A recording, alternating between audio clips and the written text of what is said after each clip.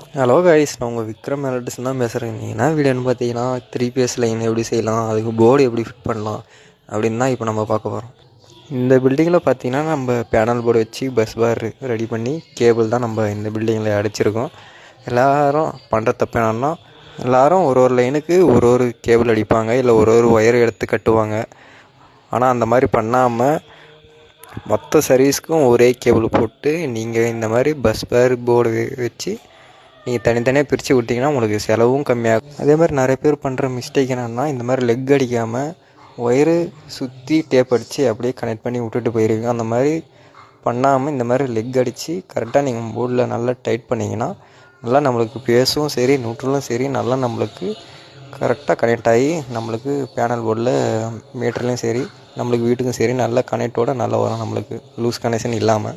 அதே மாதிரி நம்ம வீடியோ நிறைய பேர் பார்த்துட்டு நல்லா சப்போர்ட் பண்ணுறீங்க. ஃபாலோ பண்ணாதவங்க ஃபாலோ பண்ணிக்கோங்க. யூடியூப் சேனலில் சப்ஸ்கிரைப் பண்ணாதவங்க சப்ஸ்கிரைப் பண்ணிக்கோங்க. இந்த வீடியோவோட பார்ட் 2 வீடியோ வேணுமானா கமெண்டில் கமெண்ட் பண்ணுங்கள். இன்னும் கிளியரன்ஸாக எங்களுக்கு வேணும் நீங்கள் சொல்லி போடுங்க அப்படின்னாலும் நான் சொல்லி போடுறேன். தெரியாதவங்க தெரிஞ்சுக்கோங்க. அதே மாதிரி தொடர்ந்து நம்ம சேனல்